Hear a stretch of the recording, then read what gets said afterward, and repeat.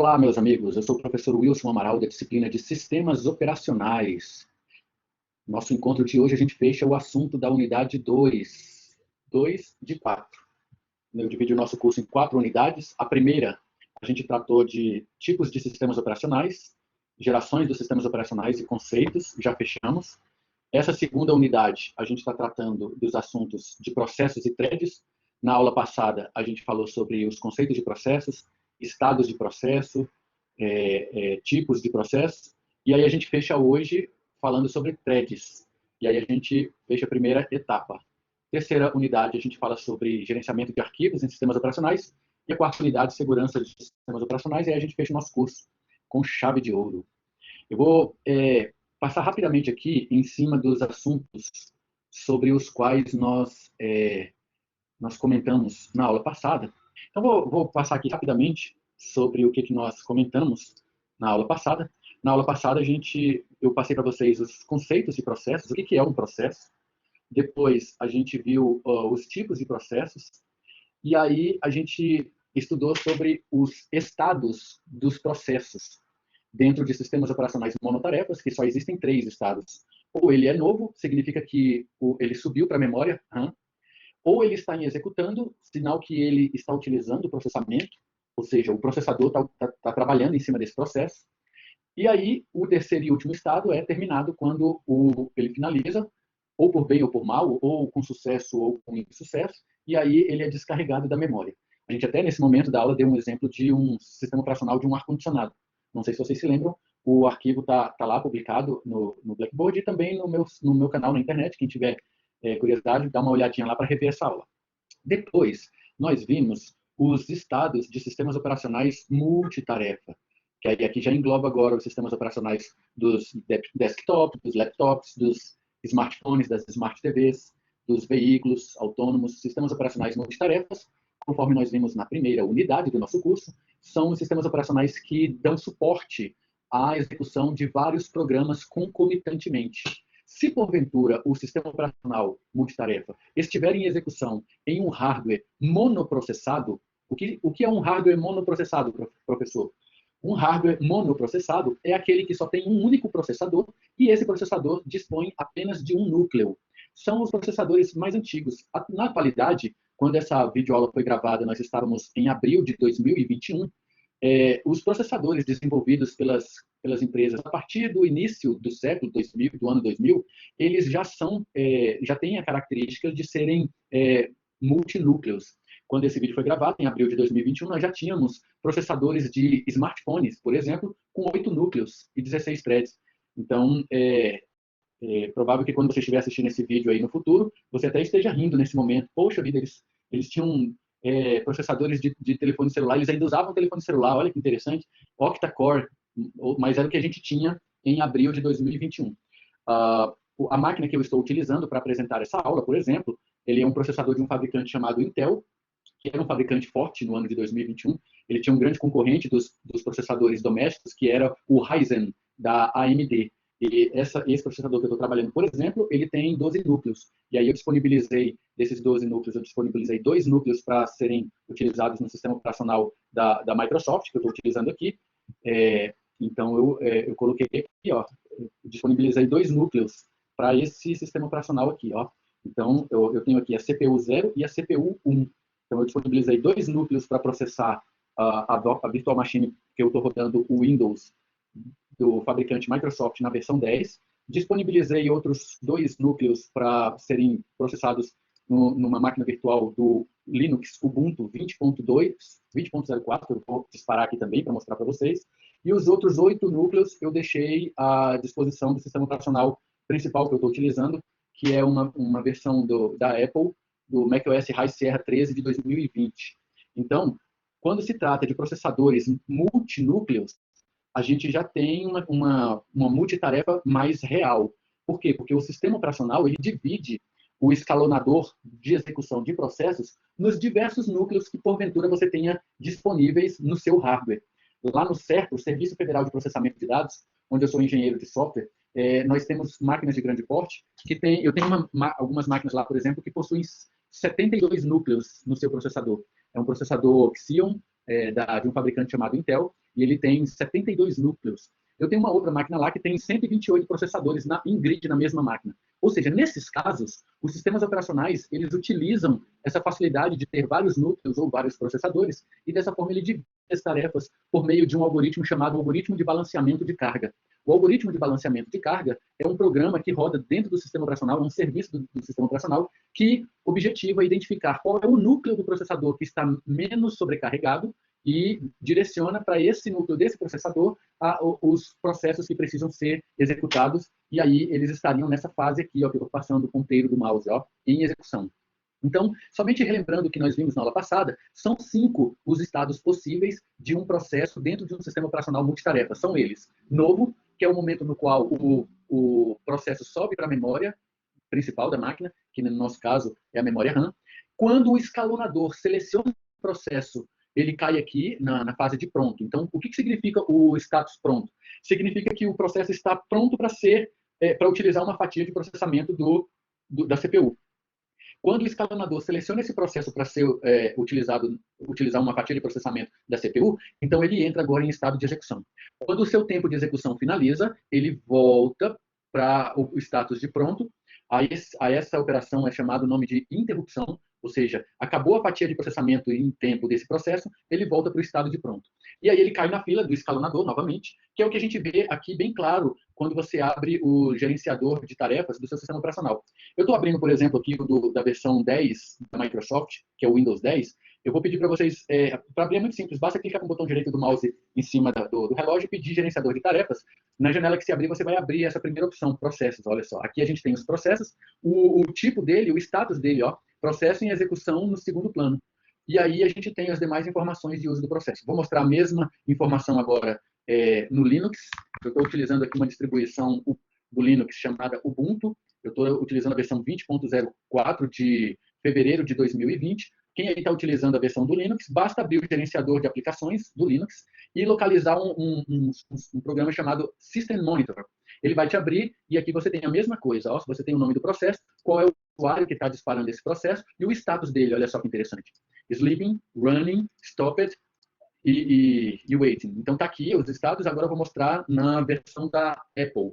No sistema operacional da Apple, aqui eu estou utilizando, por exemplo, o macOS High Sierra 13 de 2020, ele traz a mesma coisa aqui, para acessar essa aplicação, você vai abrir o painel de controles de aplicações e vai abrir o software Active Monitor. E aí ele tem aqui, ó, os processos, qual o usuário que disparou esse processo, por exemplo. Aqui eu tenho um exemplo de um processo que foi disparado pelo administrador da máquina, que nesse caso é um usuário chamado Wilson Amaral, e eu tenho os processos disparados pelo root, que é o kernel do sistema operacional. E eu tenho processos disparados por outros usuários também, ou até mesmo por aplicações. Uma aplicação pode muito bem disparar um processo na memória. Como é que a gente visualiza e configura essas colunas? Basta você clicar com o botão direito do mouse em cima dela e pedir as colunas que você quer exibir. Eu sempre sugiro exibir qual é o usuário do processo, qual é a percentual de uso do CPU, qual é a Process ID, que é o identificador único do processo, que é essa coluna aqui, ó, e o tempo de uso do CPU e a quantidade de threads que ele disparou. No Linux é a mesma coisa, basta você clicar com o botão direito do mouse no cabeçalho e aí pede as colunas que você achar mais interessante. Eu sugiro apresentar o nome do processo, qual é o usuário de utilização, o status do processo e o consumo de memória e percentual de uso da CPU. E é claro aqui o ID Process, igual a gente tem lá no macOS High Sierra, e conforme a gente tem também aqui no Windows, a mesma coisa. Ó. Na versão 10 do sistema operacional da Microsoft, você clica também com o botão direito do mouse no cabeçalho e pede quais as colunas que você quer exibir. De novo, eu estou exibindo o Process ID, o consumo de CPU, de memória, o nome do processo e o status dele, para você, de repente, identificar um processo que esteja ocioso ou roubando o processamento da sua máquina. E com o usuário, você consegue saber se é um processo disparado pelo próprio sistema operacional ou um processo disparado por você, ou por terceiros, caso a sua máquina esteja sendo utilizada a sua permissão. Então, você pode utilizar-se desse mecanismo para fazer esse controle. Voltando aqui para o assunto que nós tratamos na semana passada, a gente viu também que existe um status chamado bloqueado. Eu coloquei aqui como bloqueado porque eu fiz a tradução do livro oficial do professor Tannenbaum, que ele chama o processo de blocked. Já no sistema operacional Linux, olha que interessante, quando o processo está bloqueado, o Linux chama de sleeping, ou seja, ele está adormecido. Já o sistema operacional da Microsoft, ele chama de suspenso. Deixa eu ver se tem algum processo aqui suspenso. Se não tiver, eu crio agora. Ó. Vou abrir a calculadora do Windows e vou minimizá-la. Observe que agora ela está aqui com o status de suspenso. Ó. Então, a Microsoft, ela chama, o sistema operacional da Microsoft chama um estado pausado de suspenso, o sistema operacional do Linux chama de sleeping, ele está adormecido, e o sistema operacional da Apple chama de stopped, ele está parado. O professor Tannenbaum chamou de blocked, por isso eu traduzi aqui como bloqueado. Portanto, todos esses são sinônimos. Ele pode estar sleeping, ou seja, adormecido, conforme a versão do Linux chama. Ele pode estar suspended, ou seja, suspenso, conforme o sistema operacional do Bill Gates chama. Ou ele pode estar stopped, parado, conforme o sistema operacional da Apple chama. E o professor Tannenbaum chama de blocked. E o que significa isso, professor? Significa que ele tem duas situações possíveis. Ou ele está aguardando um recurso do sistema operacional que nesse momento não está disponível, e aí o sistema operacional é muito inteligente ao ponto de pegar e tirar esse processo de uso da CPU e suspender ele. Ou a segunda alternativa, o processo está aguardando resposta de um outro processo. O sistema operacional identifica isso e suspende o processo para que ele não fique consumindo CPU à toa. Depois que ele passa por todo escalonador, ele volta a verificar se esse processo já pode voltar a responder. Se uma dessas duas coisas acontecerem, alternativa A, ou o recurso que o processo estava aguardando foi disponibilizado pelo sistema operacional, ou, alternativa B, a resposta que esse processo estava aguardando de um terceiro processo chegou para ele, então ele concluiu a operação, então o que o sistema operacional faz? Volta ele para o estado de pronto. Voltando para o estado de pronto, então, nesse momento, o sistema operacional agora pode selecioná-lo novamente por meio do algoritmo do escalonador, que joga esse processo para execução, para utilizar uma fatia de processamento da sua CPU. E aí, para finalizar esse conteúdo da semana passada, eu falei as duas formas com que um processo pode sair do status de executando para terminado. São eles, ou o processo finalizou com sucesso, e aí ele é descarregado da memória, e aí ele vai para o status de terminado, ou, de repente, ele travou, deu algum erro, ele evoluiu a óbito, e aí ele também é terminado. Quando isso acontece, geralmente o sistema operacional te avisa, este aplicativo não está mais respondendo, deseja guardar? Deseja finalizar o processo? Se você finalizar, então ele chega e tira o processo da memória, coloca o status dele de terminado e aí finaliza o processo. Isso foi o que nós vimos na aula passada. E aí a gente concluiu falando a respeito das trocas de contexto, onde a gente tem o contexto de hardware e o contexto de software. O contexto de hardware é o momento no qual o status do processo é gravado dentro dos registradores para que ele possa ser retomado depois. E o contexto de software diz respeito às limitações que a gente tem para poder fazer o tratamento daquele processo. E aí, dessa forma, a gente tem o escalonador e o contexto de software e de hardware. E aí, dessa forma, a gente tem os tipos de processo, que ele pode utilizar mais processos de entrada e saída, ou então ele pode utilizar mais processamento e menos entrada e saída. Então, dessa forma, a gente fechou a aula da semana passada. E agora a gente começa o conteúdo das threads. Então, o que é uma thread, professor? Uma thread, ele é uma fatia de execução de um processo. Por exemplo, eu vou mostrar aqui no sistema operacional da Apple, depois eu mostro no do Linux, depois eu mostro também no Windows, que são os 3 sistemas operacionais mais utilizados aqui no Ocidente. Se essa aula estivesse sendo ministrada em Singapura, por exemplo, muito provavelmente os sistemas operacionais que estaria me referindo seriam outros. Mas como a gente está aqui nas Américas, então os players mais utilizados para sistemas operacionais do Oriente Médio para o Ocidente são justamente esses 3. A distribuição do Linux pode ser feita por meio do Red Hat, Slackware, Ubuntu ou qualquer distribuição Linux, ou o sistema operacional da Apple ou o sistema operacional da Microsoft, que quando essa aula foi gravada, em abril de 2021, a versão mais recente era o Windows 10. Então, eu vou utilizar aqui qualquer um deles para mostrar o que seria o conceito de threads. Observem a coluna aqui, threads, que eu posso configurar se eu quero exibi-la ou não. Eu gosto de exibir porque a thread ela é um pedaço de um processo. Um processo ele pode ser dividido em threads. Vamos dar um exemplo aqui. Eu vou selecionar aqui, por exemplo, um processo ele pode ou não disparar threads, ele pode disparar uma ou mais threads. Observem, por exemplo, que eu tenho um processo aqui, que disparou 14 threads, 13 agora, uma foi concluída e agora ele caiu para 13, tá vendo? Eu tenho aqui um processo que ele está utilizando nesse exato momento 6% da minha CPU e agora ele disparou 20 threads, caiu para 12, terminou a execução de 8 delas. Então, o que é uma thread, professor? Uma thread é uma fatia de um processo. Um processo ele pode ser dividido em fatias. Professor, qual é a vantagem de eu dividir um processo em fatias? A vantagem é que quando você tem um processo que só tem uma thread, eu vou dar um exemplo aqui, vou ordenar pela coluna de threads, tá? Vou aqui na frente, esses primeiros processos que vocês estão vendo aqui, observem a coluna de threads, daqui para cima, todos os processos dispararam uma única thread. O que que significa isso? Significa que esses processos aqui, ó, o programador que fez esse software, escreveu esse algoritmo, ele não quis dividir a fatia de processamento dos processos dentro do sistema operacional. Então, ele fez o processo em uma única thread. Ó. Ele não quis dividir. Agora, eu vou lá no número maior. Ó. Eu tenho um processo aqui, que é o que está utilizando o maior número de threads, que olha que interessante. Coincidentemente, é o processo zero, é a PID zero, é justamente o processo do root. Assim que o sistema operacional entrou em execução, ele chegou aqui e disparou esse processo. Por esse motivo, olha ali, ó, ele está com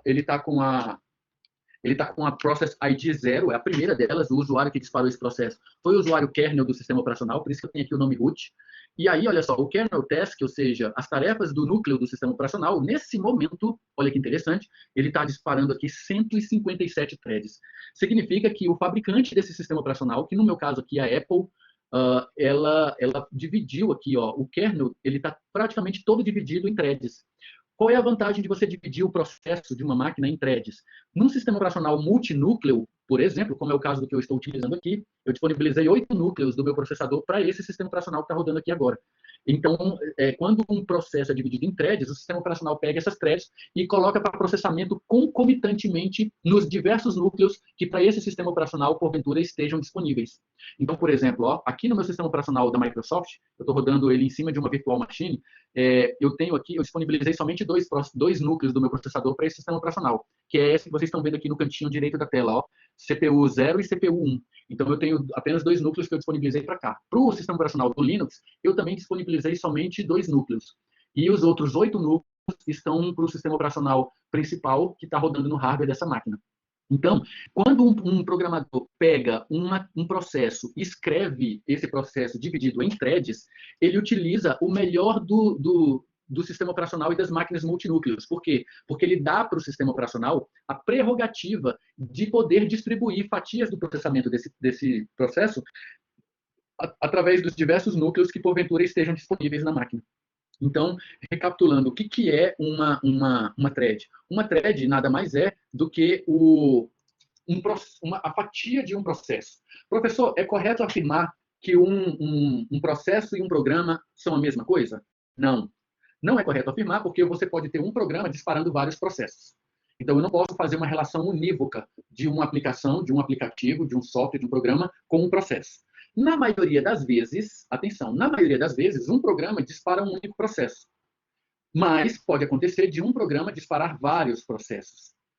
Então, não é correto afirmar que um programa e um processo dentro do sistema operacional são a mesma coisa, ok? Esse é o primeiro conceito que eu preciso que fique bem registrado entre vocês. O segundo conceito que eu preciso que fique bem registrado é o conceito de thread. Um processo, ele pode disparar uma ou mais threads. Então, se a gente pudesse fazer uma relação hierárquica entre programas, processos e threads, ficaria assim, ó, um programa, um aplicativo, um software, um programa, ele pode disparar um ou mais processos, que, por sua vez, esse processo pode disparar uma ou mais threads. Cada processo desse tem um PID, que a partir de agora eu vou aportuguesar e vou chamar de PID, tudo bem? Significa Process ID. Eu vou aportuguesar e vou chamar de PID. O que é a PID, professor? A PID é a primary key de um processo, é o CPF de um processo. É por meio da PID que o sistema operacional tem a alça, que é o que o professor Tannenbaum chama de handle. O handle de um processo. Então, é o PID dele. Essa é a menor fatia de um elemento. Um processo ele pode ter as threads, e aí dentro dessa thread eu tenho as operações que são executadas. Quando você pega um programa e você, desenvolvedor, eu e você, desenvolvedor, quando a gente está fazendo um programa de computador, em qualquer linguagem, C, Java, Pascal, Python, qualquer linguagem, nós, programadores, é quem definimos quais os pedaços do nosso software que vão ser divididos em threads. A isso, a literatura dá o nome de multitarefa cooperativa. Existem 2 tipos de multitarefa cooperativa. Então, ela pode ser preemptiva. Existem 2 tipos de multitarefa. Ela pode ser preemptiva ou cooperativa. A multitarefa preemptiva é aquela que o sistema operacional faz a divisão do que vai utilizar o processador. A multitarefa cooperativa é aquela em que eu e vocês, programadores, pegamos o nosso software e dividimos ele em partes. Que partes são essas, professores? São as threads. E aí, a gente que dá a prerrogativa para o sistema operacional, olha, senhor sistema operacional, se o senhor quiser, o senhor pode executar essas threads, esses pedaços do meu programa, nos diversos núcleos que o senhor tem à sua disposição. Então, como é que o programador faz isso? Ele faz isso quebrando o software dele em pedaços, que é o que eu vou mostrar aqui para vocês agora. Eu não sei se eu já mandei para você o link da aula, eu vou colocar aqui vou colocar aqui no chat do Blackboard o link de uma aula que eu tô do meu canal do YouTube, no qual eu escrevo um programa que divide o software em threads. Eu faço isso utilizando a linguagem de programação Python. Então, esse link que eu estou colocando aqui para vocês agora no chat, ele divide o processamento da máquina. Ele faz um programa dividindo o processamento da máquina, e aí eu fiz esse programa em linguagem de programação Python. Então, esse link que eu estou colocando aqui para vocês agora, está aqui no vídeo, aqui embaixo, tá aí no chat também. Esse aí é essa mesma aula que vocês estão tendo agora, só que eu fiz o programa em linguagem de programação Python. Aqui na nossa aula, eu vou agora, ao vivo, nesse momento, nesse horário, eu vou fazer a mesma coisa, só que usando a linguagem de programação C. E eu vou postar um outro vídeo também para vocês, fazendo a mesma coisa em linguagem de programação Java, para que vocês possam ter a ideia de como um programador pode utilizar-se das técnicas de programação multithread para ajudar o sistema operacional a executar o seu próprio software. Então, eu vou voltar aqui para a minha tela e vou pedir para quem quiser me acompanhar, o link da aula que eu postei aí agora, por exemplo, está em linguagem Python. O que eu vou fazer agora aqui é em linguagem de programação C, tá? E o outro vídeo que eu vou mandar para vocês, eu estou fazendo a mesma coisa em linguagem de programação Java. Por que eu escolhi a linguagem de programação C para fazer aqui na sala com vocês? Porque vocês já tiveram disciplina de programação em linguagem C.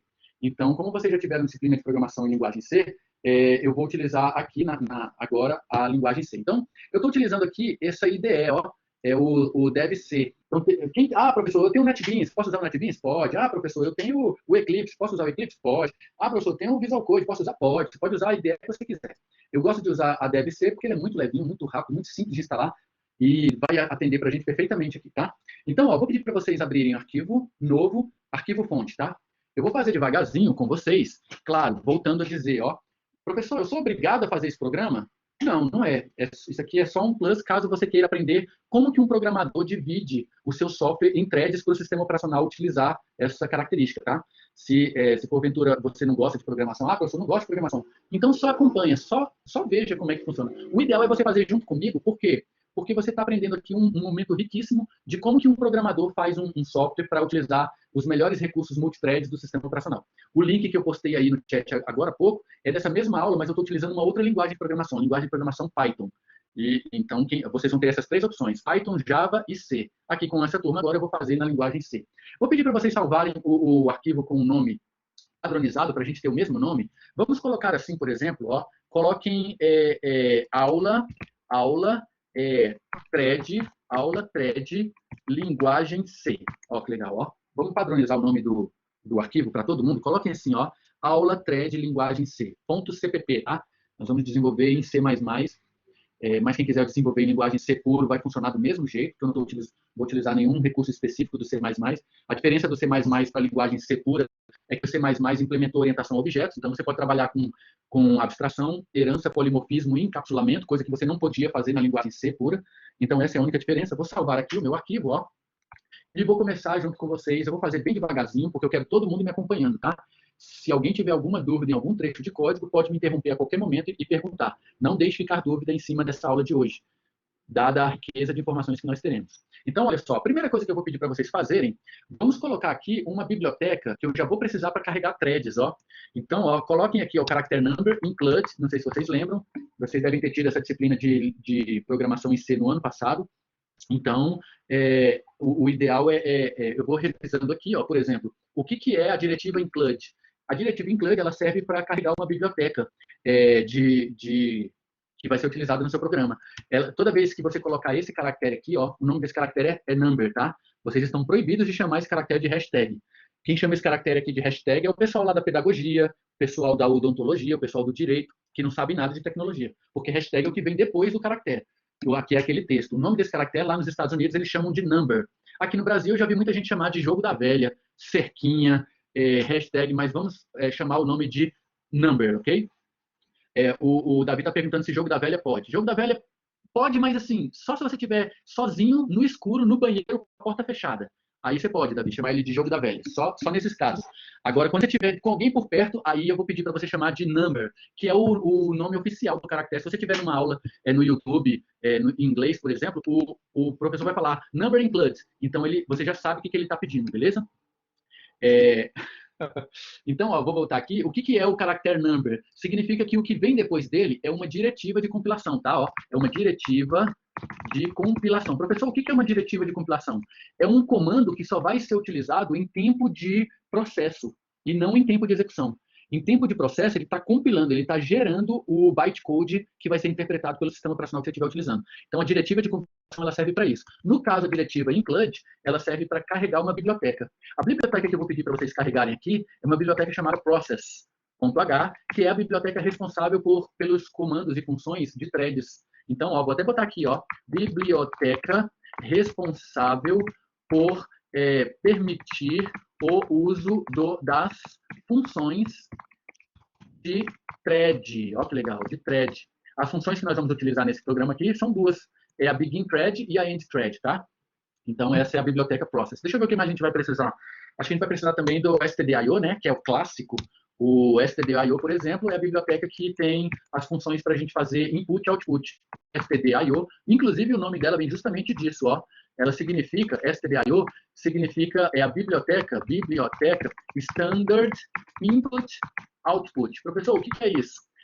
São as funções básicas de entrada, standard Input Output. Por isso que ela chama-se stdio, ó, Standard Input Output, para operações de entrada e saída de dados. É o nosso printf, scanf, está tudo aí dentro do stdio. Deixa eu ver se eu vou precisar de mais alguma biblioteca. Ah, vou botar aqui a C-on Input Output. Então, vou botar aqui, ó, number include, a biblioteca C-on Input Output. Professor, para que serve essa biblioteca? A gente vai utilizar essa biblioteca para usar as funções de espera de tecla. Como, por exemplo, a função getChar, que vai permitir com que a gente leia o resultado da thread no final do programa, tudo bem? Eu acho que a gente só vai precisar dessas 3 bibliotecas. Se a gente precisar de mais alguma outra, depois a gente volta aqui e coloca. Como eu não sou bobo, eu já vou dar uma salvada aqui, ó, que eu não sou besta, né? Vai que eu chuto o estabilizador sem querer. Então, já vou dar uma salvada aqui. A primeira coisa que eu vou pedir para vocês fazerem, já vamos fazer o nosso método principal, ó, int main, igual a gente tem lá no Java, né? Public static void main. O main é o método principal. Um arquivo em Java, um arquivo em C, um arquivo em C++, ele pode ter milhares de funções, milhares de métodos. Porém, um deles tem que ser o principal, que é o método main. Lá no caso do Java, é o public static void main, que é o método principal, pelo qual o programa começa por ele. Depois ele pode chamar outras classes, outras funções, outros métodos. A mesma coisa acontece aqui na linguagem C. Ela tem um retorno inteiro e aí o nome dela é main, significa principal, é o nosso método principal. Então, amigos, para fazer o nosso programa aqui, eu vou começar aqui dando um print, dando um aviso para o usuário do que esse programa faz, tá? Printf.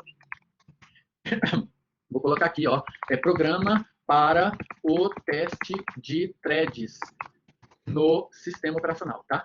Então, vou botar aqui só para dar um aviso para o usuário do que se trata esse programa, e já vou botar aqui um getChar, só para a gente ver já esse negócio funcionando. Eu vou botar aqui para rodar, vou maximizar aqui a tela, só para a gente, porque como eu estou apresentando para vocês, eu vou aumentar a fonte aqui, que deve ficar melhor para visualizar.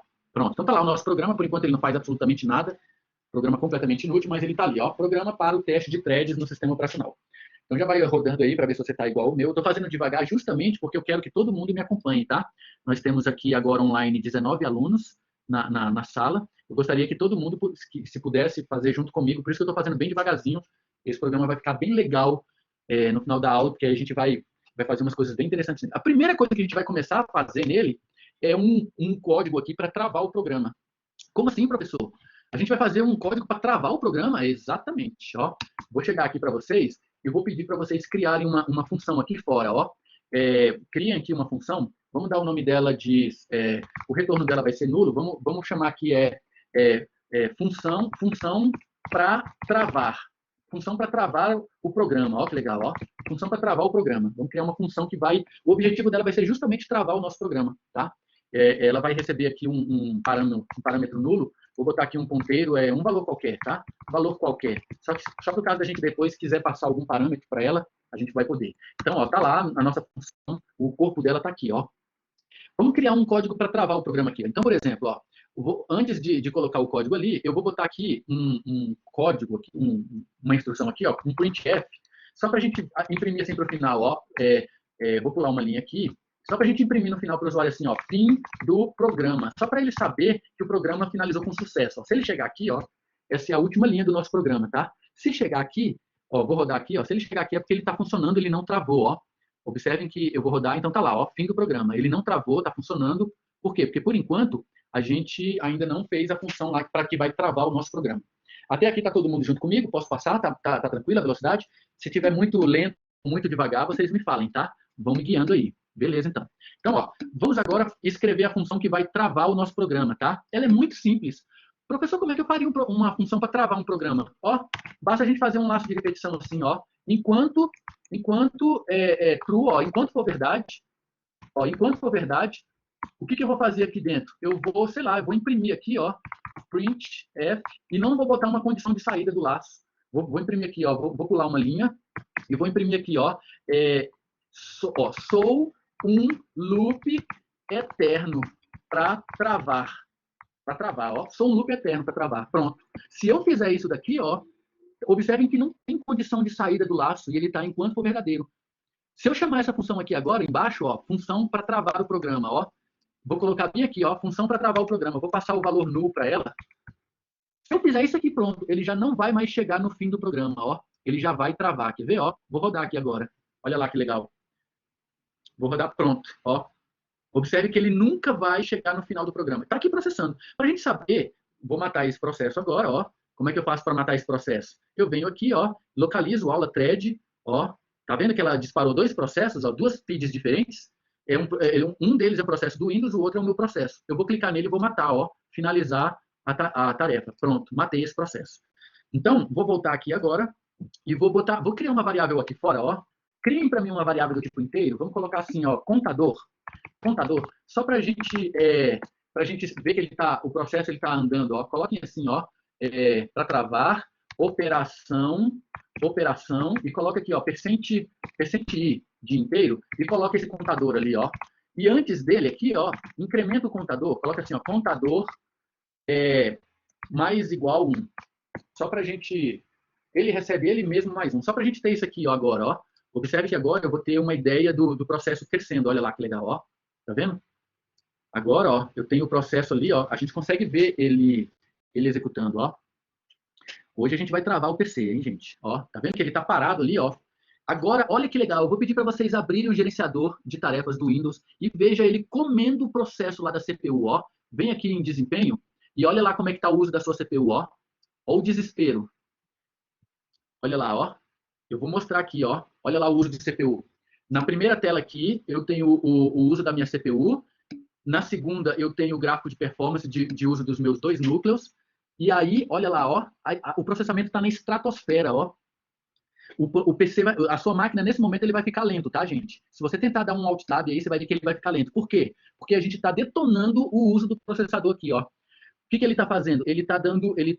Como o loop ele é muito rápido, ele está utilizando o uso da CPU e está o tempo todo no escalonador.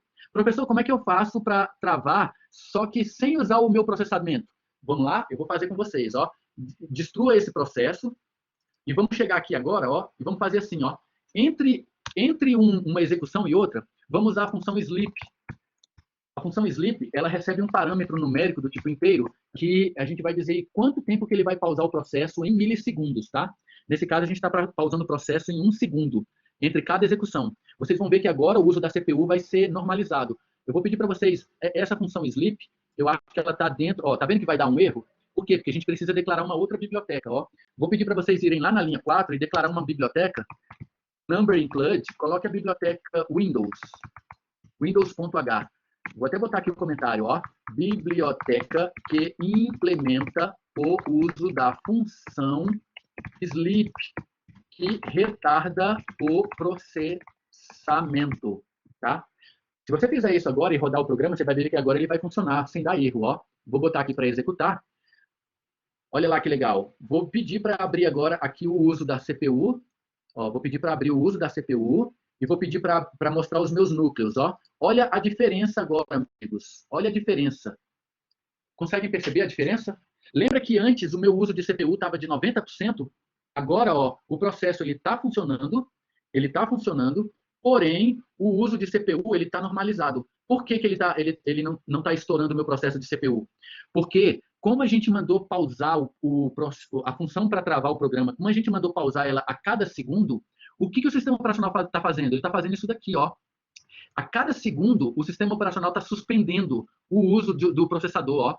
Ele coloca em execução, aí ele recebe o comando de sleeping, aí ele vem, coloca o programa em sleeping. Então, libera o uso do processador. Olha lá que legal, ó. E aí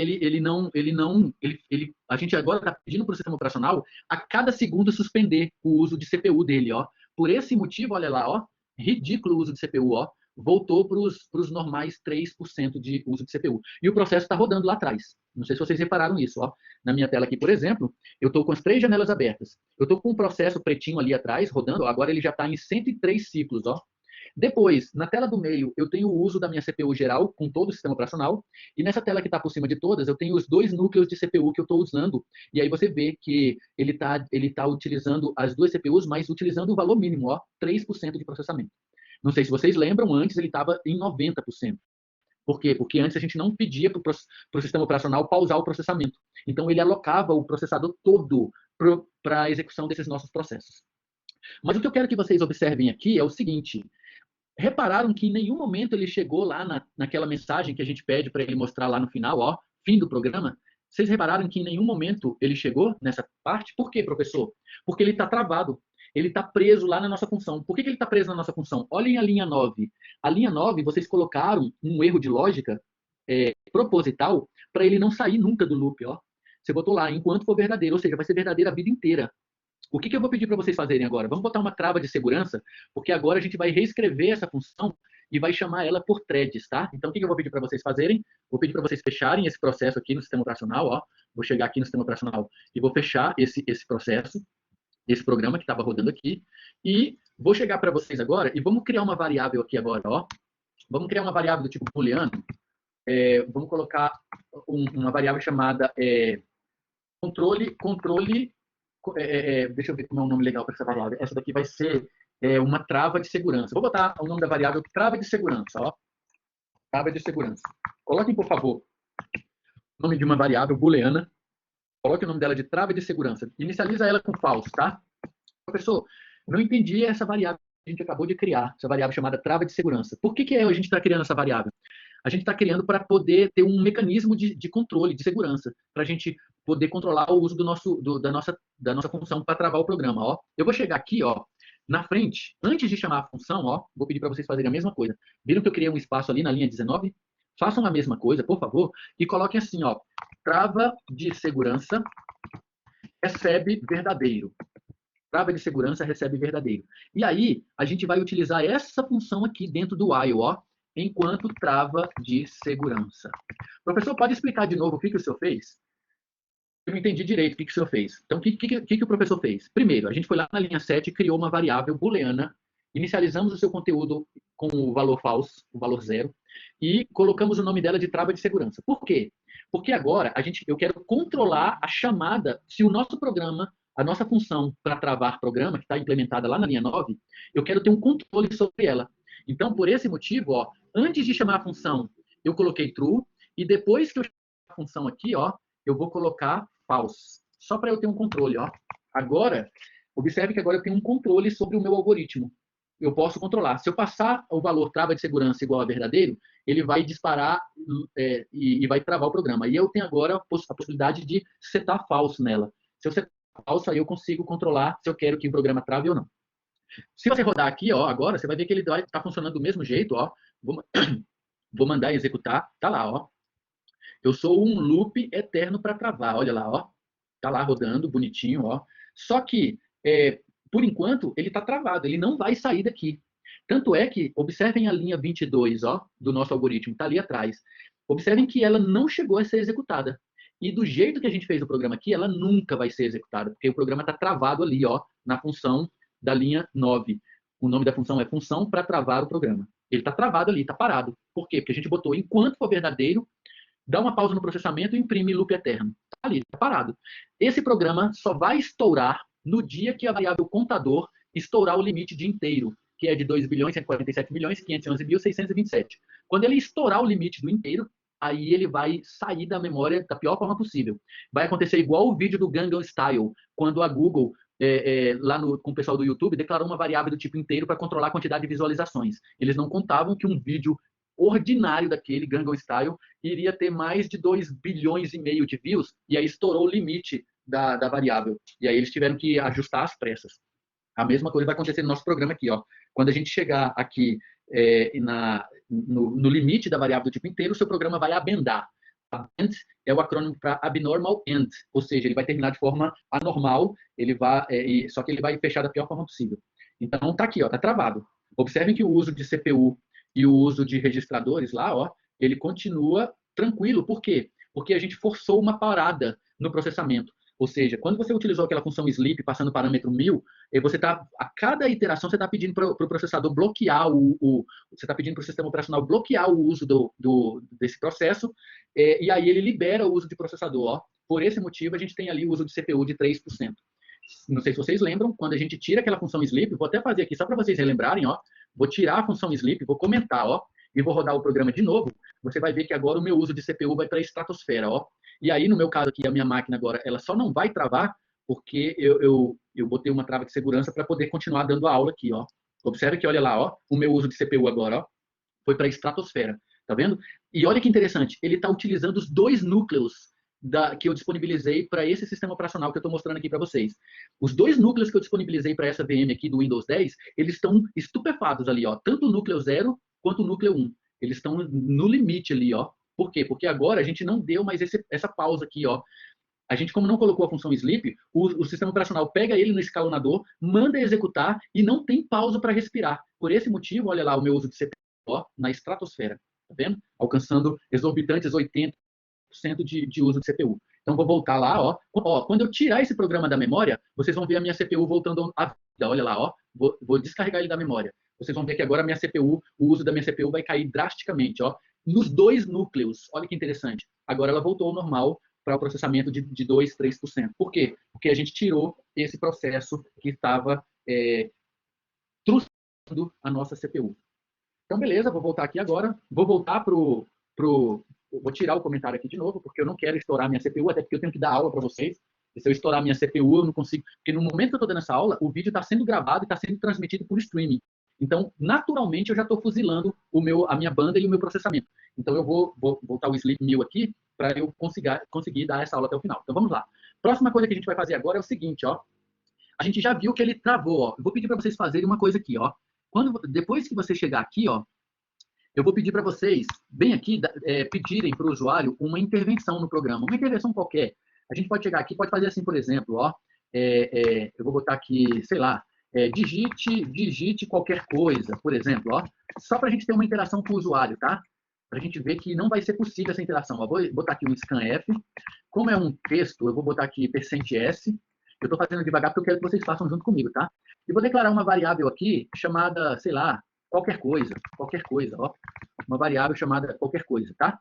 Só para o usuário digitar esse valor. E aqui, eu vou dar um print, printf, e vou apresentar o que o usuário digitou, Vou botar aqui, foi digitado o valor, e aí vou dar um print aqui do que foi digitado, %s, e vou concatenar com qualquer coisa, Vamos ter que declarar essa variável qualquer coisa, né, gente?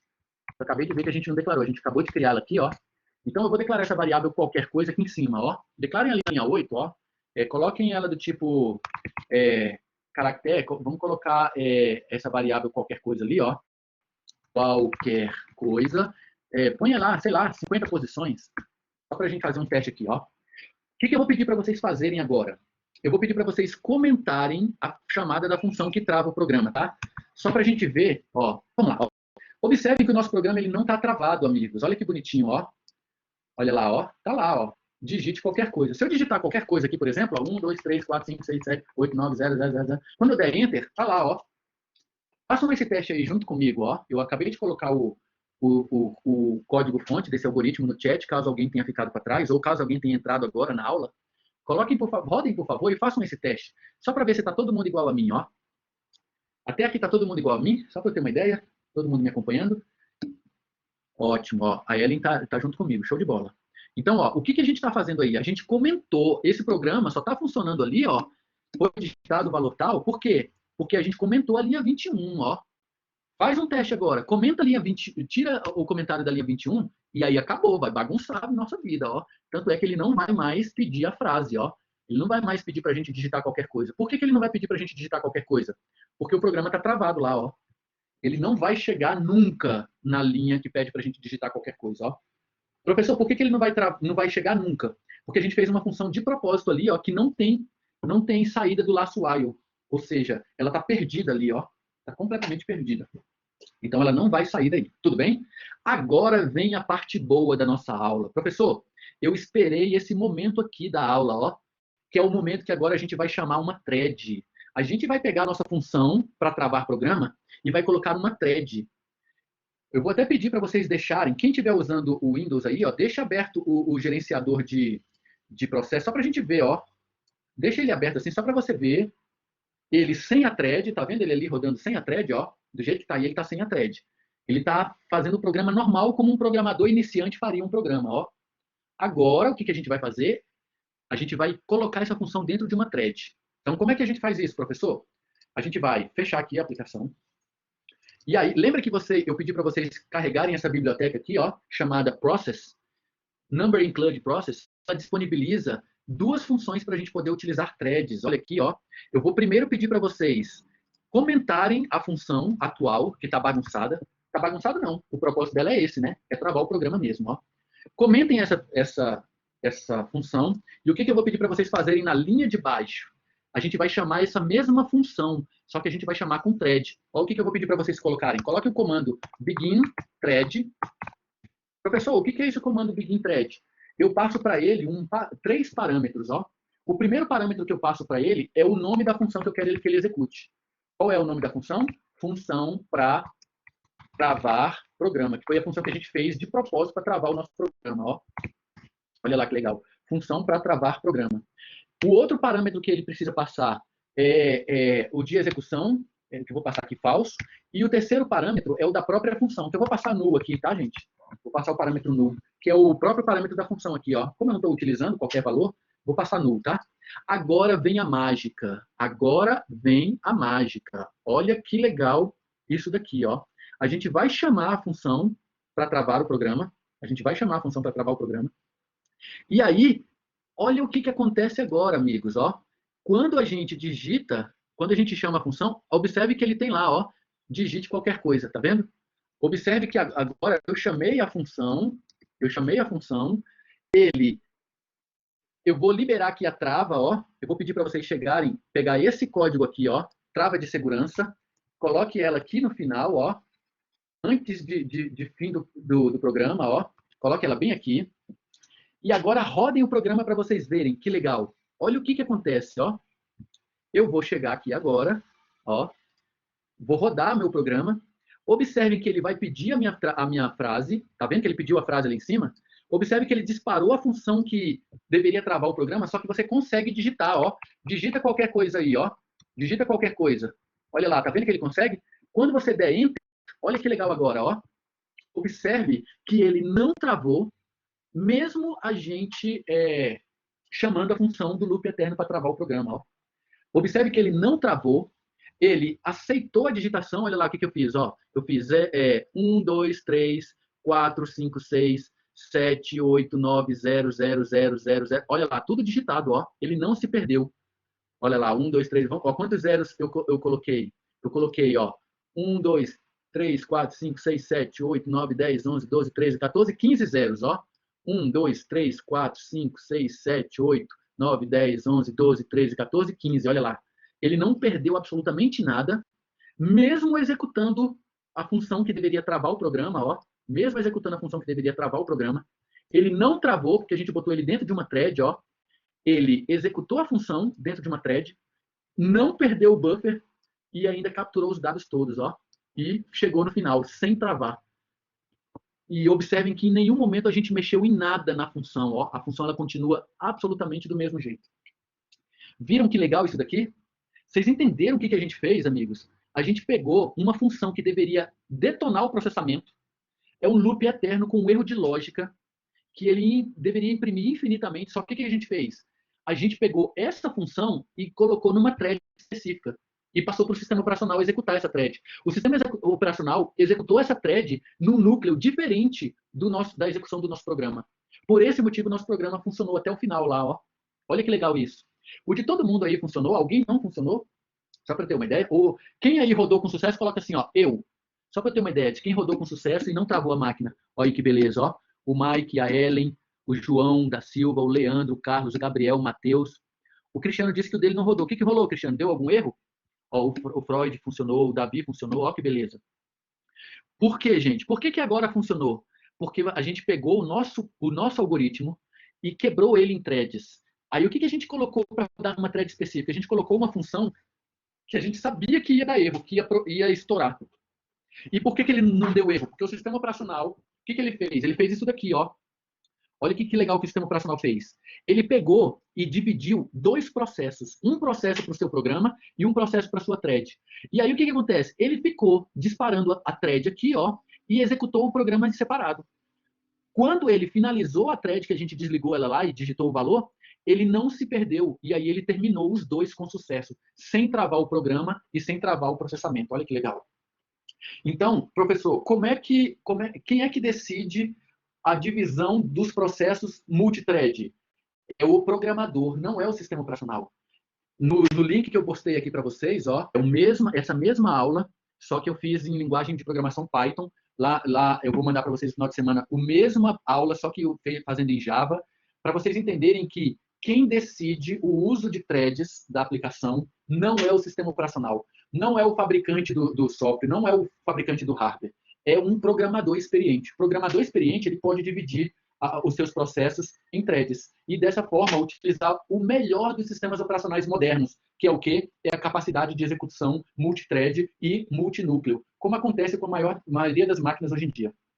Quando essa aula foi gravada, em abril de 2021, já havia celulares de bolso com 8 núcleos dentro do seu processador. É muito provável que a maioria dos alunos que estejam assistindo essa aula agora ao vivo tenha aí no seu bolso um smartphone octa-core, ou seja, tem pelo menos 8 núcleos aí à disposição. Então, um programa que utilize essas técnicas de fatiamento de processo, ele vai rodar com mais segurança, mais tranquilidade. Eu vou dar um exemplo do uso real disso daqui. Ó. Eu tenho as questões, eu tenho os dados dos alunos. Então, por exemplo, ó, o meu aluno Davi Dutra, por exemplo, ó, eu tenho todo o histórico dele, as faltas que ele já teve, as presenças, as notas que ele tirou, se ele já foi meu aluno em outras disciplinas ou não. Esse programa, por exemplo, é nele que eu gero aquele feedback que vocês recebem. Então, por exemplo, o feedback, por exemplo, que eu mandei para o Cristiano aqui, ó, Cristiano da Silva Feitosa, quando o Cristiano fez uma prova comigo, ó, por exemplo, eu mandei um feedback para ele, ó, o feedback da prova que ele fez. Quando eu escrevi esse e-mail para o Cristiano aqui, ó, eu utilizei uma thread. Ao mesmo tempo que ele estava escrevendo, estava pegando as questões, ó, o Cristiano é um ótimo aluno, ó, acertou. Ó, aqui o meu sistema não teve nem dificuldade de fazer o feedback dele. Agora, a mesma coisa, o mesmo momento que eu estava confeccionando o e-mail para o Cristiano, tinha uma outra thread que estava pegando a quantidade de respostas certas e erradas, ao mesmo tempo que eu tinha uma outra thread que estava gerando esses gráficos aqui para o Cristiano, ó. Então, eu fiz isso tudo ao mesmo tempo, utilizando os núcleos que eu tenho disponível na minha máquina, ó. Então, quando você faz isso, você utiliza o melhor da capacidade de processamento das máquinas atuais.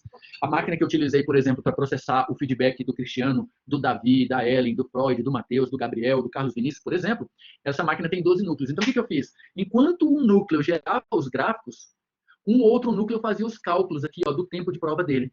Ao mesmo tempo que um outro núcleo confeccionava o e-mail dele aqui, ó, e ao mesmo tempo que eu tinha um outro núcleo trabalhando aqui para verificar as questões que ele acertou e as questões que ele errou. E aí isso tudo estava sendo feito ao mesmo tempo. Quando isso tudo ficou pronto, aí eu disparei o e-mail para ele, ó, que beleza. Então, quando você utiliza recursos do sistema operacional de multithread, os seus programas, eles vão rodar mais rápido. Primeira característica, eles vão rodar mais rápido. Segunda característica, eles vão utilizar melhor a memória da máquina, porque se você pega uma tarefa e divide ela em threads, cada thread tem um seu espaço de memória reservado que é controlado pelo sistema operacional. Então, você divide o uso de memória, você divide o uso de processamento, você divide o percentual de uso da CPU, você divide o tempo de uso da CPU. Então, um programador experiente, ele faz o quê? Ele pega o programa dele, claro, o que pode ser dividido em threads, ele divide em threads e entrega para o sistema operacional decidir o que ele vai utilizar, o que ele vai dividir nos processadores ou nos núcleos. Essa é a multitarefa cooperativa, que vem do software. A multitarefa preemptiva é aquela do próprio sistema operacional, que ele divide as tarefas por meio do escalonador de processos. É assim que funciona no ambiente profissional de desenvolvimento de software. Você vai utilizar os melhores recursos do sistema operacional. Até porque, hoje em dia, a maioria das máquinas são multiprocessadas ou multinúcleos. Para vocês terem uma ideia, eu tenho lá no CERP, o Serviço Federal de Processamento de Dados, uma máquina, tenho 4 máquinas, cujos processadores têm 72 núcleos. Imagina, um processador com 72 núcleos. E algumas das máquinas têm até 128 processadores dentro da mesma placa-mãe. Então, quando você pega um programa e divide ele em threads, você está utilizando esse poder de computação. Se você não divide o seu programa em threads, vai ser um desperdício. O sistema operacional deve receber o seu programa e falar assim, não acredito que esse cara me entregou tudo num pacote só. É como se você tivesse... Imagine que você é o organizador de uma festa. Tudo bem? Imagine que a Ellen é uma organizadora de uma festa. A Ellen tem que se preocupar com a recepção dos convidados, ela tem que se preocupar com o buffet, ela tem que se preocupar com o estacionamento, com o serviço de valet parking, a Ellen tem que se preocupar com a qualidade da comida, a Ellen tem que se preocupar com o DJ, com a música, com o som, com a iluminação. Se a Ellen sozinha não distribui as tarefas, ela não consegue fazer muitas coisas ao mesmo tempo. Então, ela vai demorar muito mais e ela vai correr o risco de alguma coisa sair errada. Se a Ellen divide isso numa equipe, ela chega pro Davi e fala assim, Davi Dutra, você vai ser o responsável pelo buffet, tudo bem? Aí o Davi Dutra, sim senhora. Aí o Davi Dutra vai cuidar do buffet, vai contratar, vai verificar a qualidade da comida, vai verificar a entrega. Aí o que a Ellen faz? Ela chega lá pro Freud, Frederic, e fala assim, Freud, você vai ficar responsável por recepcionar os convidados, tá? Quem chegar de helicóptero, você vai direcionar ali pro heliporto e vai trazer para cá. Quem chegar de limusine, você vai parar ali no Valet Park. Quem chegar no iate, você vai recepcionar ali na marina. Então, a Ellen passou essa tarefa para o Freud e Frederic.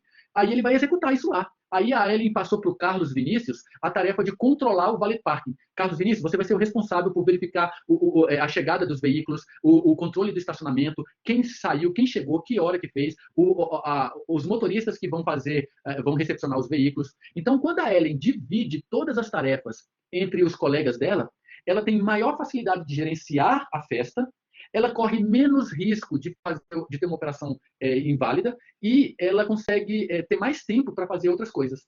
É assim que funciona, por exemplo, em um filme. Quando você assiste um filme, uma superprodução de Hollywood, existe o diretor do filme. Aí existe um diretor para fotografia, que é o cara que vai ficar responsável só por iluminação. Existe um diretor de som, de sonoplastia, que é um cara que vai ficar responsável somente pela sonoplastia, pelo áudio do filme. Existe um diretor de efeitos especiais, que é um cara que vai ficar responsável somente pela renderização dos processos de efeitos especiais das cenas. E por isso que o Oscar ele entrega 12 estatuetas. É uma para melhor filme, melhor som, melhor ator coadjuvante, melhor fotografia, melhor sonoplastia. Por quê? Porque é tudo dividido em threads. Se ficar tudo na mão de uma pessoa só, vai dar erro, vai dar problema. Se você faz um programa, um algoritmo de computador e não divide as operações em threads, você corre o risco do seu programa demorar mais para processar, utilizar de forma ineficiente os recursos do sistema operacional, gastar mais memória e, o pior de tudo, gastar mais tempo de CPU. Porque como você não dividiu em threads, quando acabar o tempo de CPU de cada processo, ele vai cair no escalonador e vai cair na fila de processos, até o sistema operacional passar por todos os processos, selecionar o seu de novo e dar a fatia de processamento para ele. Então, seu programa vai demorar mais para executar. Vocês conseguiram entender, meus amigos? Será que o meu áudio está com problema? Ou essa turma realmente está completamente calada hoje? Estou achando estranho, vocês não são assim, não. Tá de boa, tá. Então tá. Então prestando atenção, ó. E olha que interessante, nós temos multithread aí, ó. A Ellen e o Paulo falaram a mesma coisa, a mesma frase, com os mesmos caracteres, com a mesma quantidade de bytes. Olha que interessante. A única diferença é apenas um acento ali, ó, que beleza? O Lucas também disse que estamos prestando atenção, então ótimo. Então, amigos, a respeito do programa, entenderam como é que é feito o desenvolvimento de... Quem decide as threads é o desenvolvedor da aplicação. Pergunta, por que o sistema operacional não pode pegar um processo, ele mesmo, e dividir o processo e executar em partes? Quem consegue me responder essa pergunta? Ah, professor, imagine que eu seja um programador principiante, eu não sabia que é o programador que escreve as threads, faz de conta que eu fiz lá o meu programa sem threads. Por que o sistema operacional já não pega isso e divide para mim, de forma mais inteligente? Quem pode me responder essa? Por que ele não pode fazer isso?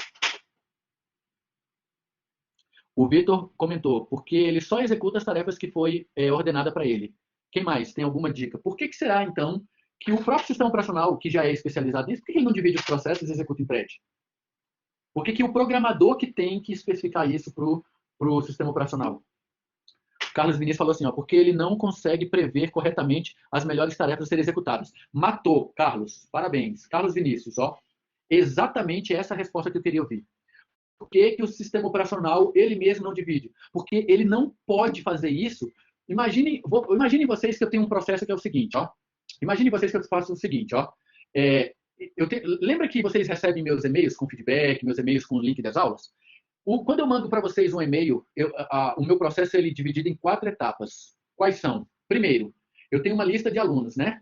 Então, por exemplo, essa turma aqui tem 40 alunos. Então, eu pego lá, 40 alunos. Beleza. Ordem alfabética. Aí eu pego o primeiro lá. Deixa eu ver qual é o primeiro aluno dessa turma. É o Alberto Paulino. Depois vem o Alex, depois vem a Ana Elise. Ó, os 3 primeiros com a letra A. Então, o que o meu software faz? O meu software vai lá, pega o primeiro aluno, Alberto. Aí o que ele faz? Ele pega a matrícula do Alberto, que é a tarefa 1, ó. Tarefa 1, pega a matrícula do Alberto. Por que ele precisa da matrícula do Alberto? Porque para escrever o texto do e-mail, eu tenho informações que dependem da matrícula. Por exemplo, aqui é o seu professor Wilson Amaral da disciplina de Sistemas Operacionais. Como é que ele sabe qual é a disciplina? Por meio da matrícula. Olha, o professor Wilson Amaral da disciplina de gestão de projetos, criptografia, programação de computadores, sistemas operacionais, desenvolvimento em Python, engenharia de software, qualidade de teste de software. Eu dou dezenas de disciplinas aqui nessa faculdade. Então, como é que ele sabe que o e-mail que ele está mandando para o Alberto é de sistemas operacionais? Pela matrícula. Eu pego a matrícula do aluno, dou um select no meu banco de dados, esse aluno está em qual disciplina? Sistemas operacionais. Aí ele manda lá no texto, monta o texto do e-mail. Olá, senhor fulano de tal. Aqui é o professor Wilson Amaral, da disciplina de sistemas operacionais, etc. E tal. Escreveu o texto do e-mail. Depois que ele escreve o texto do e-mail, a terceira etapa, ele envia o e-mail para o aluno. Depois que ele envia o e-mail do aluno, que ele recebe o retorno do SMTP que o e-mail foi enviado, o SMTP é o servidor de envio de e-mails, Simple Mail Transfer Protocol, é o protocolo de envio que eu uso para mandar o e-mail para vocês. Quando ele me retorna verdadeiro, eu tenho uma última etapa que vai lá e grava o log de sucesso, e-mail enviado com sucesso. Então são 4 tarefas. Imaginem vocês que o sistema operacional pegasse a minha tarefa e ele próprio, ao bel prazer dele, decidisse dividir isso em thread. Imagine se ele pega a thread que envia o e-mail e executa antes de escrever o texto do e-mail. Vai dar certo? Não vai. Vai dar dor de cabeça. Ou então, imagine que ele tenta escrever o texto do e-mail antes de pegar a matrícula do aluno. Não vai dar certo. Ou imagine que ele tenta gravar o log de sucesso antes de ter enviado o e-mail. Não pode, tem que ser nessa sequência. Por esse motivo, e conforme o Carlos Vinícius respondeu aí, ó, o sistema operacional, embora ele seja todo poderoso, ele não pode definir em cima do seu programa se ele vai dividir isso ou não. Quem tem que definir é o programador. Porque eu não posso correr o risco de eu passar uma tarefa para o sistema operacional composta de 4 etapas que devem ser seguidas nessa ordem especificamente. O sistema operacional não pode pegar e dividir por sua própria vontade, porque senão eu corro o risco dele executar uma thread que depende de outra. Ó. Então, cada comando fechado que eu passo para o programa seria uma thread se eu decidir que elas podem ser comuns, podem ser concomitantes. Porque, por exemplo, essa rotina que eu mando, essa rotina de 4 etapas que eu mando para vocês por e-mail, eu não divido ela em threads. Por quê? Porque eu não posso correr o risco do sistema operacional executar uma antes da outra. Então, nesse caso, nesse exemplo, é um ótimo candidato a não utilizar threads. Então, olha só, professor, então nem tudo eu devo utilizar threads? Exatamente, nem tudo. As operações em que você precisa que sejam seguidas uma ordem específica, eu não sou doido de pegar isso e dividir em threads, porque eu não sei como é que o sistema operacional vai pegar quem ele vai executar primeiro. Então, a pergunta do Cristiano, por exemplo, professor, então, eu que decido, eu, programador, que decido quais as threads que vão ser executadas. Exatamente. Só que você só vai selecionar blocos de comando para colocar em threads quando você tem certeza e segurança que a ordem delas não importa. Por exemplo, quando eu estou gerando os gráficos para mandar o feedback de vocês, o processo de gerar o gráfico, ele pode correr concomitantemente, ou seja, simultaneamente, ou seja, paralelamente à confecção do texto do e-mail. Então, não tem problema de botar a geração do gráfico numa thread e botar a geração do corpo do e-mail em outra thread. Não tem um problema, porque essas duas tarefas, uma não depende da outra. Agora, imagine lá no certo, eu tenho um sistema de folha de pagamento. Ora, a folha de pagamento ela tem várias etapas. Primeiro, eu pego qual é o CPF do funcionário que eu vou gerar a folha de pagamento. Depois, por meio desse CPF, eu tenho que fazer uma consulta para verificar quais foram os débitos que ele teve no mês. Depois, eu tenho que verificar quais foram os créditos. Aí eu tenho que verificar se ele tem alguma pensão alimentícia para ser debitada, se ele usa o plano de saúde, se ele fez uso do ticket de alimentação, que precisa ser descontado, para depois disso tudo eu fazer a última etapa, a penúltima etapa, que é fazer o cálculo do valor do salário dele, e a última etapa que é enviar para o banco para pagamento. Ora, eu não posso colocar isso em thread, porque eu não posso correr o risco dele enviar para o banco pagar sem antes ter feito o cálculo de qual é o salário dele. Então, algumas atividades, elas não são bem-vindas para serem executadas por meio de multithread. Por quê? Porque depende da ordem. B só pode ser executada depois de A. E B, obrigatoriamente, tem que ser executada antes de C. E C só pode ser executada depois de B e obrigatoriamente antes de D. Se você tiver essa sequência que não poderá ser modificada, então você não pode disparar esses pedaços de programação em threads. Porque se você colocar em threads, você não consegue garantir a ordem dela. O sistema operacional é quem vai garantir. Agora, o que eu puder disparar concomitantemente, é óbvio que eu vou preferir utilizar threads. Porque aí eu vou utilizar das melhores características dos sistemas operacionais e das máquinas multinúcleos. Ficou claro, amigos? Isso? O Cristiano está perguntando, no exemplo desse programa, como ficaria a divisão? Dá para ver no código? Dá para ver no código? Tem como mostrar? Sim, tem como mostrar. Ele é bem semelhante ele é bem semelhante à utilização dessas threads que a gente fez aqui. Então, a primeira pergunta que eu faço para vocês é, primeiro, tudo pode ser dividido em threads? Verdadeiro ou falso? Coloquei no chat, só para ter uma ideia. Tudo pode ser dividido em threads? Falso. Por que nem tudo pode ser dividido em threads? Porque algumas operações, elas precisam ter uma ordem lógica, sequencial, temporal. Se eu dividir essas operações que precisam de ordem lógica, sequencial, temporal em threads, eu não consigo garantir qual delas o sistema operacional vai escalonar para ser executada. Agora, professor, o que eu tenho de processamento que pode ser concomitante, devo colocar em threads? Sim, porque se você dividir o seu sistema, o seu programa, o seu algoritmo em fatias de processamento chamado threads, você vai utilizar melhor o recurso de CPU, você vai utilizar melhor o recurso de hardware, você vai utilizar melhor o recurso de memória. Então, esse é o melhor dos mundos. Então, olha só, vou voltar aqui para o nosso algoritmo. Então, olha só, o que a gente fez aqui? Essa função que a gente fez aqui, ó, que está implementada da linha 10 até a linha 16, observem que ela tem um erro de lógica. Ela não tem um mecanismo de saída do while, ó. Então, a gente fez ela de propósito, assim, justamente para travar o programa. A linha 21 aqui, ó, a linha 21, ela está chamando essa função, ó. Se eu tirar o comentário aqui, ó, ele vai chamar essa função. Aí, pronto, se eu chamar aqui, mesmo que tenha uma thread aqui embaixo, ó, observe que essa thread nunca vai ser executada, porque o programa vai travar antes, ó. Vou rodar ele aqui, ó. Eu tirei o comentário, ó. Olha lá, ó. Tá travado já era, ó.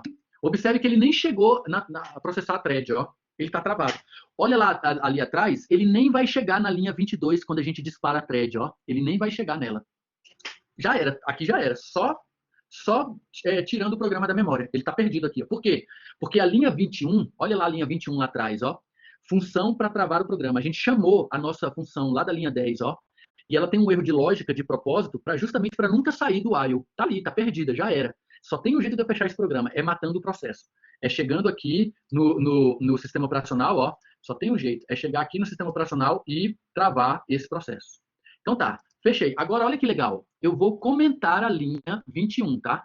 Que é a que está chamando a função sem thread. Agora eu vou chamar essa mesma função, ó, função para travar o programa. Só que agora eu estou chamando ela ó, usando a função iniciar thread. Professor, onde é que está essa função? Vou até botar esse comentário aqui, ó. A função begin thread está na biblioteca process, que a gente declarou lá na linha 1, ó, process.h. É essa função aqui, ó, que é responsável por pegar a nossa função e encapsular ela dentro de uma thread. É esse carinha aqui, ó, esse carinha que está fazendo isso. Então, por exemplo, lá no seu programa, na vida real, lá no seu trabalho, você vai chamar, se for em linguagem Java ou linguagem C, você vai chamar essa função aqui, ó. Quando você chamar essa função, o que quer que você passe aqui dentro, ó, vai estar dentro de uma thread separada do seu programa. Essa função que faz isso, ela está dentro dessa biblioteca aqui, ó. Se eu não chamo essa função, ó, vou comentar a linha. Se eu chamo a função direta, ela está dentro do meu programa, ela não está dividida em threads, está dentro do mesmo processo do programa, por isso que ele se perde, porque ela está travada, ó, ela trava o programa. Agora, quando você vem aqui comenta a linha que chama a função, sem bloquear, sem proteger ela, chance de chamar ela por uma thread. E aí você chama esse comando aqui, ó, begin thread, você está falando o quê? Você está falando assim, olha, sistema operacional. Essa função aqui, eu quero que o senhor execute em uma thread separada do meu processo. Tanto é que se eu rodar ele aqui agora, ó, com thread, olha que legal, vou rodar ele com thread. Observe que ele vai aceitar, olha lá, ó, digite qualquer coisa. Tá vendo que agora ele chegou? E olha só, eu vou abrir aqui agora o gerenciador de tarefas, ó. Vou abrir aqui o gerenciador de tarefas. Olha que legal, eu vou lá nos processos. Tá vendo que ele tá rodando, o nosso programa, nossa thread tá rodando aqui atrás? Ó, vou abrir ela aqui, ó. Ela tá rodando aqui atrás, tá vendo?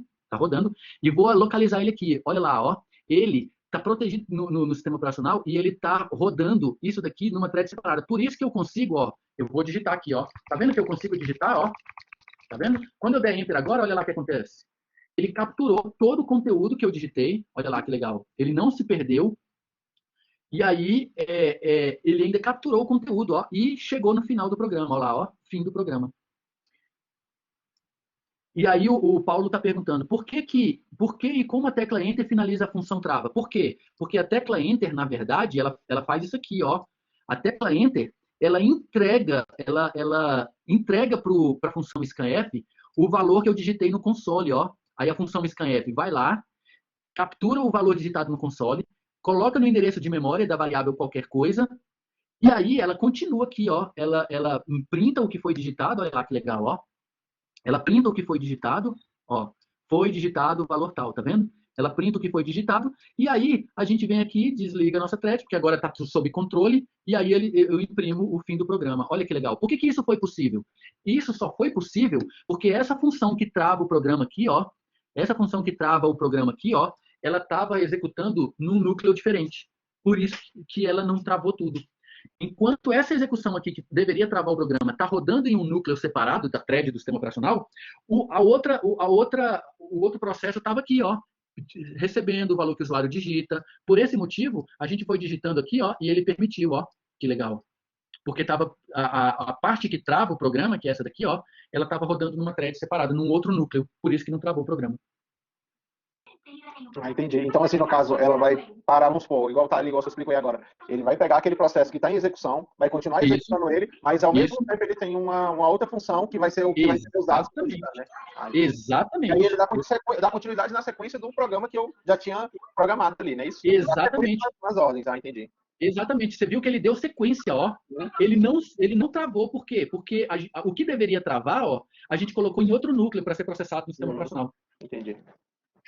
Sacou? Beleza, show de bola. Então, alguma dúvida, meus amigos, quanto a isso? Posso ficar despreocupado? Vamos gabaritar semana que vem. Tá tranquilo? Show de bola. Eu agradeço imensamente a presença de vocês. Obrigado. A Ellen está dizendo que a aula hoje foi top, a melhor do semestre. Olha, coisa boa. Fico lisonjeado de ler isso. O Lucas disse, boa noite aí, galera do Zap. Boa noite, muito boa, beleza? Agradeço imensamente a presença de vocês. O Davi também disse que é a aula preferida, definitivamente. Poxa, obrigado, fico contente de ler isso. Isso só me dá mais ânimo e gás para fazer cada vez melhor. Fico muito contente de ler isso. Obrigado, galera.